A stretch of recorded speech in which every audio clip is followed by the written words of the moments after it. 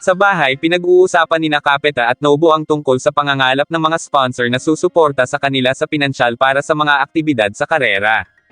4 na taon na nilang ginagawa ng paraan iyon sa tulong ng ama ni Capeta at ng presidente ng Akari Pavement, pero kahit papaano ay nagawa nilang panatilihin ang mga bagay-bagay sa pamamagitan ng pangangampanya at iba pa.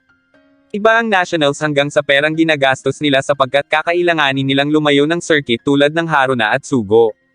Hindi biro ang pamasaheng magagastos nila sa paglalakbay. Sinabi ni Nobo na malayo na ang narating ni Capeta at ang pagiging second place sa unang karera at pang-6 naman sa pangalawa na may suma total na 37 puntos ay ranggo sa ika-4 na pwesto. Malaking karangalan na iyon kay Capeta para sa unang nationals nito, kaya hindi nila hahayaang mabaliwala lang iyon dahil sa pera, kaya kailangan nila ng sponsor na susuporta sa kanila. Planado na ni Nobo ang tungkol sa bagay na iyon, kaya gagawin niya ang lahat ng kanyang makakaya. Agad na pumunta si Nobo sa isang tindahan ng bumbilya at inialok na ikapit ang sticker ng mga iyon sa cart ni Capeta bilang advertisement dahil sa dami ng customer sa circuit ay marami ang makakakita nyon. Pero dahil sa layo ng pupuntahan ng Team Capeta ay sinabi ng lalaki na hindi naman nila magiging customer ang taga-malayong lugar dahil ang mga customer lang nila ay ang mga nakapalibot lang sa distritong iyon. Sinubukan pang kumbensihin ni Nobo ang lalaki ngunit tumanggi na iyon. Nakiusap si Nobo na iiwan niya ang mga materyales na iyon kasama ang sticker sa pagbabaka sakaling magbago ang isip nyon. Sunod na pumunta si Nobo sa palengke at inalok ang isang tindero ngunit tumanggi rin iyon. Marami pang pinuntahan si Nobo pero bigo pa rin siyang makahanap ng sponsor dahil na rin bihira ang mga taong may interest sa kart racing. Nadismaya si Nobo sa kanyang sarili dahil nangako pa naman siya kay Capeta. Samantala, sinubukan namang patakbuhin ni Capeta ang kanyang kart para test engine ang gulong yun dahil sa nangyari ng nakaraan. Napansin niya kung ano ang problema na posibleng magdulot ng aksidente sa kanya kaya agad niyang pinahinto ang kart. Habang nakatitig sa kanyang kart ay dumating si Nobo at humingi ng patawad sa kanya dahil sa pagmamayabang na makakahanap ito ng sponsor. Sinabi ni Nobo kung paano niya sinubukang kumbensihin ang mga tao pero ni isa ay walang nakaintindi sa kanya. Doon sinabi ni Capeta na hindi na nga sila siguro makakapagpatuloy, bagay na ikinagulat ni Nobo. Dahil sa galit ay nasigawan niya si Capeta at saka umalis. Kahit masayang dumating doon si Mon-Ami ay hindi yun pinansin ni Nobo kaya tinanong nito si Capeta kung anong nangyari. Ikinwento ni Capeta ang nangyari kaya sinabi ni Mon-Ami na kailangan nila ng konting oras para mapalampas ang nangyari. Dagdag pa nito na palaging may ibang paraan para makalikam sila ng pera bukod sa sponsor. Habang nakahiga ay pinagsisisihan ni Nobo ang mga nasabi niya. Napansin naman ni Shij na malungkot ang anak pero itinanggi yun ni Capeta. Kinabukasan habang naglalakad si Nobo ay nakita siya ng mga dati niyang kaibigan at niyaya siya ng mga iyon na mag-karaoke. Sumama si Nobo at naisip niya na ganun pala ang buhay ng normal na mga bata, bagay na hindi niya naranasan dahil kung hindi sa paaralan ay kasama naman siya ni Capeta. Naging masaya si Nobo habang kasama ang dalawang kaibigan dahil ngayon lang naman niya naranasan ang ganon. Pero nang maglaro ang mga iyon ng car racing ay naisip ni Nobo na ibang-iba iyon kesa sa tunay na karera na nangangailangan ng gasolina, langis, makina, at ibang mga bagay. Doon natauhan si Nobo at dali-daling umalis. Sa kanyang pagtakbo ay nadaanan niya ang mga tao na nanunood sa palabas ni Mon-Ami at Sereki. Napatitig na lang siya sa mga iyon nang biglang dumating ang lalaking inalok ni Nobo kahapon at itinanong kung si Capeta ba ang tinutukoy ni Nobo na kart racer. Nagduda pa iyon sa itsura ni Capeta kaya sinabi ni Nobo na pwede niya iyong panoorin kahit isang beses. Konting barya lang ang nalikom ni Sereki sa pagpapasaya kaya biniro ni Mon-Ami ang unggoy na ibibenta na lang. Lumapit si Capeta kay Nobo kaya humingi siya ng tawad kay Capeta at sinabing nagkaganon lang siya dahil naramdaman niyang parang nabalewala lang ang mga paghihirap nila sa loob ng 4 na taon. Wala ni isa ang nakinig sa kanya kahit naipaliwanag niya na. Kaya naman nag-iisip si Nobo ng pwede nilang sabihin para makakumbinsi. Biglang sumingit sa usapan si Mon-Ami at sinabing yung mga nakakaintindi na lang sa pagod nila ang kumbensihin ni Nobo. Agad silang lumapit kay Boss Kay pero sa gulat ay napasigaw na lang ito sa kanila. Ipinaliwanag ni Mon-Ami kung gaano nila kakailanganin ng sponsor para makapunta si Capeta sa ICA Nationals ngayong taon na nagkakahalaga ng higit pa sa nagastos nila noon. Pero sa halip ay sinabi ni Kay na tumigil na lang sila dahil lampas na yun sa kanilang kakayahan. Libangan lang iyon kung kaya yun ang kanilang budget pero kung hindi ay hindi na rin iyon matatawag na libangan lalo na kung gagamit sila ng pera ng iba. Sumagot si Nobo at sinabing hindi yun libangan para sa kanila dahil siniseryoso nila ang karera. Kaya naman, ipinaliwanag ni Kay na kung tatanggap sila ng kahit barya sa isang tao ay trabaho ang tawag doon. Hindi nila pwedeng sabihin kung ano ang gusto at ayaw nila. At kahit mahirap at sa tingin nila ay imposible, kailangan nilang manatili hanggang dulo para sa taong nagbigay sa kanila ng pera. Naintindihan ni Capeta ang sinasabi ng matanda. Pero galit na niyaya ni Mon-ami ang dalawa dahil wala naman umano silang pag-asa doon hanggang sa nagkainitan pa ang mga ito. Maya-maya pa ay nakaisip ng paraan si Mon-ami. Isinama niya ang dalawa sa libingan ng ina ni Capeta. Pagkatapos ay umupo sila malapit sa dagat at ikinwento kung gaano si Capeta kamahal ng nanay nito. Nagkwentuhan pa sila tungkol sa ibang bagay pati na rin kung gaano sila nagpapasalamat sa mga taong tumulong sa kanila. Ikinapit na nila ang sticker ng pangalan ng Team Capeta sa cart at nang makita nila si Boss Kay ay agad silang humingi ng paumanhin sa nangyari kanina. Na-realize na nila na sa dami ng taong sumusuporta sa kanila ay hindi na nila kailangan ng sponsor. Hanggat nagmamaneho si Capeta para sa mga taong sumusuporta sa kanya ay palaging mayroong tao na handang tumulong sa kanila. At dahil gabi na, niyaya na lang ni Boss Kay ang mga bata na kumain at isinama na rin nila ang iba pang kasama sa Team Capeta. Napansin ni Shij ang mga pangalan sa sticker at sinabi ni Capeta na ang mga iyon ay pasasalamat niya sa mga taong nandyan para sa kanya. Napatanong naman si Shij kung nasaan ang pangalan niya doon nang biglang may matanggap na tawag si Nobo at tuwang-tuwa ito matapos ang usapan ay ibinalita ni Nobo kay Capeta na ang Nogay Electric Store sa Sonoda Shopping District ay humiling na marinig ang kwento nila bukas kaya sinabi ni Nobo na may pag-asa silang maging sponsor iyon. Nang makauwi si Nobo ay nagdisenyo ito ng logo ni Capeta. Tinatawag na siya ng kanyang ina para kumain pero hindi yun naririnig ni Nobo dahil sa pagiging abala para sa gastusin dahil wala pa silang budget. Naisip niyang kailangan pa rin nilang magbenta ng tiket pero nakahingi na sila ng tulong sa mga tao sa shopping district at sa mga kaklase nila. Nang biglang pumasok sa kwarto niya ang kanyang ina dahil kanina pa siya nitong tinatawag para kumain pero sa halip ay nahiga lang ito at tiningnan ang sticker. Sa Cartland, kalaro ni Seriki ang isang bata ng laruang go-kart. Abala naman si Capeta sa pag-aayos ng kart habang nagtatalo na naman ang mga bata sa harap niya tungkol sa idolo ng mga ito sa karera. Maya-maya pa ay bumangga sa inaayos na kart ni Capeta ang laruan ni Seriki kaya muli nitong naalala ang nangyari noon habang nasa karera, at muling nanghinayang sa nangyari. Lumapit sa kanya si Kamada para kausapin siya tungkol sa Cartland Festival na ginaganap doon kada taon. Sinabi ni Capeta na tutulong siya sa festival bagay na ikinatuwa ni Kamada. May naisip si Kamada na pwede nilang subukan ang magmaneho si Capeta sa course upang gawin ang demo run kaya nakiusap ito. Narinig yun ng mga bata at tuwang-tuwa na lumapit kina Capeta kaya hindi na ito nakatanggi pa. Dahil pumayag na si Capeta ay ipinakita rin ni Kamada ang ginawa niyang mga poster na may nakalagay na ang Japan National Junior Champion na si Taira Capeta ay magdadrive din. Samantala, patuloy naman ang pagpapractice ni Naomi para sa M4 o Masters 4-Stroke Racing Series. Planado na ni Minamoto ang nalalapit na pangatlo at pang-apat na karera na gaganapin sa Auto Paradise Gothenburg. At tulad ng dati, kailangang maipanalo ni Naomi ang dalawang karera na iyon. Habang nagpapalakad ng aso si Capeta ay napag-usapan nila ni Nobo ang tungkol sa pakiusap sa kanya ni Kamada para sa festival. Para kay Nobo ay malaking tulong nga doon si Capeta pero malapit na rin ang pangatlong karera nito kaya delikado kung aksidenteng ma-injured doon si Capeta. Pero nang mabasa ang mga papremyo sa karera ay hinikayat pa ni Nobo si Capeta na sumali dahil baka sakaling manalo iyon ng first prize. Nagtaka si Capeta kung aanuhin pa nila ang premyo kaya sinabi ni Nobo na ibibenta nila dahil kulang pa sila ng 100,000 yen para sa pamasahe papuntang Haruna. Nag-alala naman si Capeta kung makakasali siya dahil ang mga kalahok ay pawang mga baguhan pa lang. Sinabi ni Nobo na hindi naman siya makikilala dahil nakasuot naman ng helmet.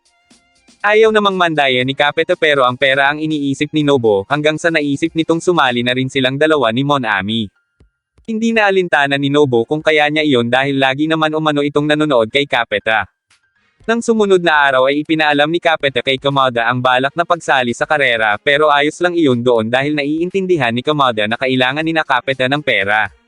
Ang mas inisip ni Kamada ay si Nobo na takot at kinakabahan pa. Sabay na nagpractice ang dalawa ni Mon-ami pero nang subukang bilisan ni Nobo ang pagmamaneho ay gumiwang ang takbo nito. Samantala, nang makatapos sa practice si Naomi ay kinausap ito ng isa nilang ka-team para humingi ng tulong dahil sasali rin ang kakilala nito sa 2-hour endurance race na sasalihan ni Capeta. Hindi nito inakalang papayag si Naomi kaya natuwa ito at nagpasalamat. Para naman kay Nobu ay kailangan niyang galingan dahil nangako siya kay Capeta na mananalo sila ng first place para sa premyong makina. Puspusan sila ni Monami sa pagpapractice pero hindi maitago ni Nobu ang pagod kaya nagalit si Monami at tinanong kung ganun ba ang gustong manalo.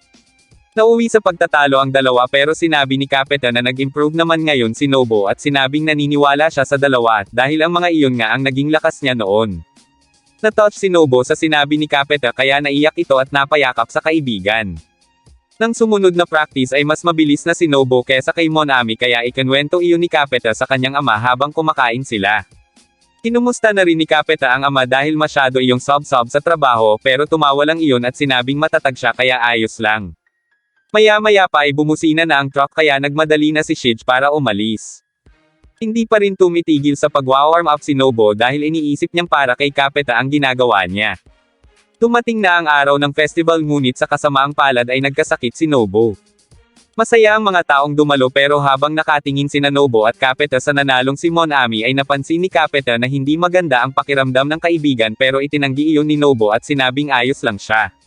Sumunod na nagpakitang gilas si Capeta bago simulan ang karera ng mga bata. Pagkatapos ay dumating na si Naomi doon dahil susunod na ang karera ng kakilala ni Kajiwara. Samantala, habang nag-uusap-usap sina Capeta ay patuloy ang pagpapanggap ni Nobu na ayos lang siya. Nang biglang dumating si Wada at sinabing nakatanggap sila ng tawag mula sa amo ni Shige at sinabing natumba raw iyon sa trabaho kaya gulat na gulat at natigilan si Capeta. Inisip ni Capeta ang karera na pinaghirapan ni Nobu at Monami pero sinabi ni Nobu na puntahan na niya agad ang ama dahil iyon ang mas importante. Napadaan si Minamoto malapit sa Team Capeta at nakita niyang may problema ang mga iyon. Para hindi na mag-alala ay nangako si Nobu na ipapanalo niya ang laban kahit anong mangyari kaya sinabing nitong pumunta na si Capeta sa ospital. Agad na tumakbo si Kamada para tumawag ng taxi pero sinabi ni Minamoto na sa sasakyan na lang niya. Kumilos na sila at sinamahan na ni Monami si Capeta. Sinabi ni Minamoto sa dalawa na ikabit ang seatbelt nila at saka pinaharurot ng takbo ang sasakyan. Dahil nangako kay Capeta ay itutuloy ni Nobu ang laban at bago sumakay sa cart ay humingi ito ng pabor kay Wada na idikta sa kanya ang gagawin.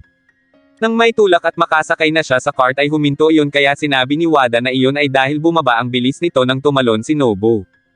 Nahirapan si Nobu kaya inisip nito kung paano iyon nagagawa ni Capeta sa kabila ng kalmado nitong mukha. Doon niya na-realize na hindi dapat pagtawanan ang racer na mabagal ang takbo sa umpisa. Gayunpaman ay kailangan iyong ipagpatuloy ni Nobu. Samantala, inis na inis naman si Monami dahil naipit pa sila sa traffic pero iniliko ni Minamoto ang sasakyan para sa iba na lang dumaan. Ramdam na ni Nobu ang pagsakit ng puwet dahil hindi tulad ng sasakyan ay walang suspension ang cart. Hindi niya alam kung maitutuloy niya iyon hanggang sa huli dahil sa sakit na nararamdaman niya. Iwinagayway na ang bandila bilang hudyat ng pagsisimula ng 2-hour endurance race. Habang nanunood ay nakita ng mga bata ang hinahangaan nilang si Naomi at hindi sila makapaniwalang naroon iyon. Nang makarating sa ospital ay agad na itinanong ni Capeta kung ano ang nangyari kay Shige. Pero hindi pa nakakasagot ang babae ay kinalabit na ni Shige si Monami at tinanong kung anong ginagawa nila doon. Nagulat ang dalawa dahil inakala nilang wala pa rin iyong malay. Nagalit si Shige kay Miura dahil sinabi pa kina Capeta ang nangyari. Nagpaliwanag naman ito at sinabing hindi kasi nila magising si Shige nang matumba ito kaya inisip nilang napatama ang ulo nito. Natumba lang pala si Shige dahil natapilok iyon dahil sa sobrang antok kaya wala umanong dapat ipag-alala.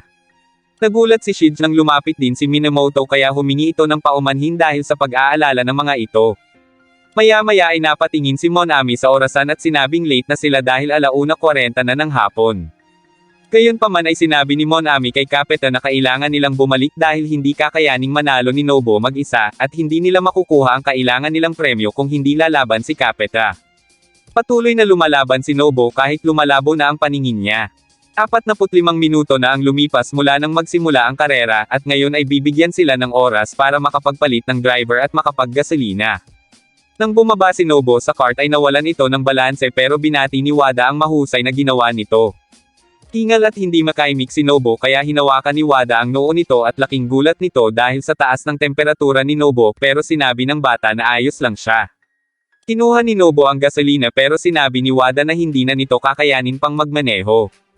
Napansin ni Naomi ang nanghihinang si Nobu at nagtaka kung saan nagpunta si Capeta. 70 minuto na ang nakalipas mula nang magsimula ang karera at isa-isang binanggit ang mga nangunguna. 30 minuto na lang ang natitira pero halos hindi na kayanin ni Nobo kaya sinabi ni Wada na ayos na iyon at wala namang maninisi kung magpapahinga na siya. Pero muling nagsali ng gasolina ang bata at muling pinatakbo ang cart.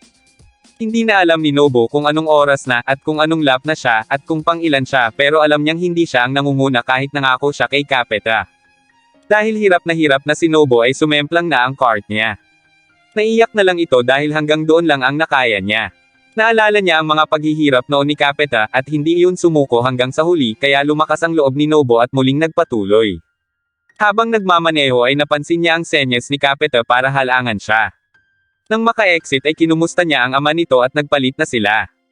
10 minuto na lang pero naniniwala silang magagawa iyon ni Capeta. 5 lap ang layo nito mula sa nangunguna kaya ang lahat ay nakaabang kung makakahabol ba ang Team Capeta. Sa saglit na pagsalang ay naging 4 na laps na lang ang lamang ng nangunguna kay Capeta. Nang bumalik si Minamoto ay tinanong ni Naomi kung saan siya nanggaling kaya sinabi niya na inihatid niya si Capeta. Huling nalampasan ni Capeta ang Team Rabbit ng 2 beses sa loob lang ng 6 na minuto kaya tuwang-tuwa ang mga bata.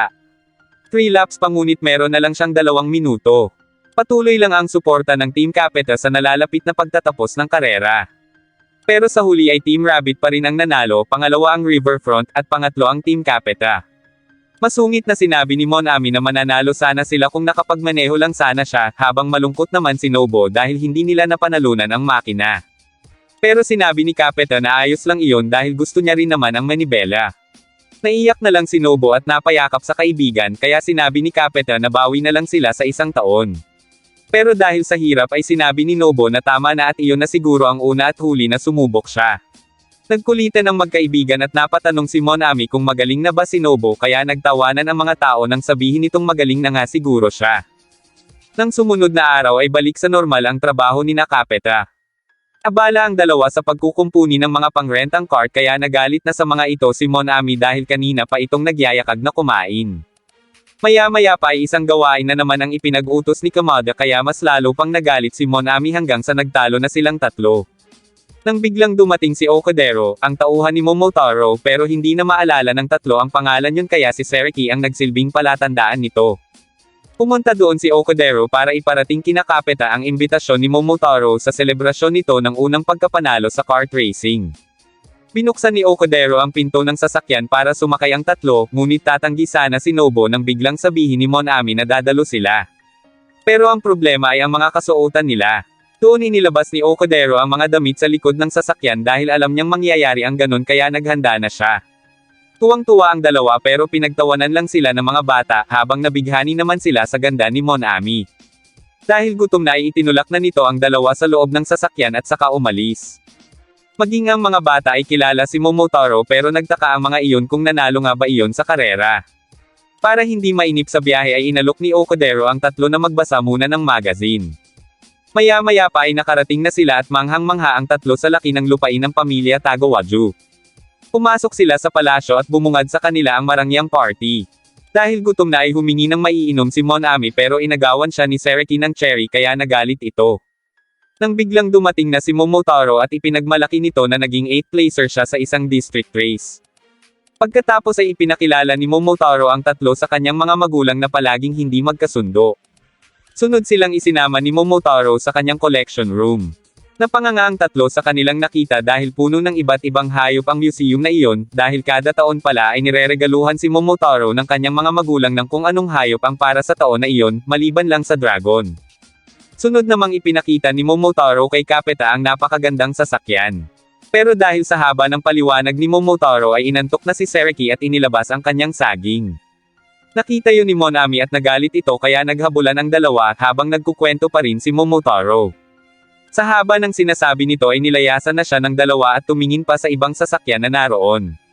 Huling sumunod si Momotaro at nagkwento na naman tungkol sa sasakyang tinitingnan ni Capeta. Marami pang ibang sasakyan ang nakita ng dalawa habang patuloy pa ring hinahabol ni Monami si Seriki. Isa-isang binigyan ni Momotaro ng paliwanag ang bawat sasakyan dahil isang racer si Capeta. Maya-maya pa ay naupo na si Seriki sa isang berdeng sasakyan sa pag-aakalang hindi na siya hinahabol ni Monami pero bigla siya nitong sinunggaban dahilan para maalis ang gulong ng sasakyan. Gulat na gulat si Nobo pero sinabi ni Momotaro na ayos lang iyon dahil may tatlo pa naman siyang ganong sasakyan. Sunod silang dinala ni Momotaro sa second floor ng museum at doon tumambad sa kanila ang mga F1 na go-kart. Natuwa naman si Capeta nang bigyan siya ni Momotaro ng pagkakataong masakihan iyon. At dahil hindi sapat na nakasakay lang si Capeta ay hinamon ito ni Momotaro ng isang karera pero sa pamamagitan ng isang laro. Habang naglalaro ay sinabi ni Momotaro sa isip niya na inimbitahan niya doon si Capeta hindi lang para maki-celebrate kundi dahil nag-alala siya dahil sa pagiging malungkot nito ng mga nakaraan. Kahit papaano ay nakita niya sa mukha ni Capeta ang mukha ng animoy isang mabangis na hayop na hinahabol ang biktima nito. Nang matapos ang laro ay si Momotaro ang nanalo habang wala namang nakuhang pwesto si Nobu. Nang hinayang naman si Capeta dahil malapit na sana niyang maunahan si Momotaro pero nag-enjoy naman siya. Kinahapunan ay inihatid na ni Okudero pauwi ang tatlo. Habang nasa biyahe ay naisip ni Capeta ang sinabi sa kanya ni Momotaro bago sila umalis na kahit anong mangyari ay pinakamahusay na gawin ang anumang pinakaninanais niya. Doon naisip ni Capeta ang nais niya na makalaban si Naomi. Gabi nang nakauwi ang tatlo at galit na galit pa rin si Monami dahil hindi naman siya nakakain. Nakaramdam na rin ng gutom si Capeta kaya niyaya sila ni Monami sa Sonado Restaurant bagay na sinang-ayunan ng dalawa. Pero biglang naisip ni Capeta ang trabahong naiwan nila.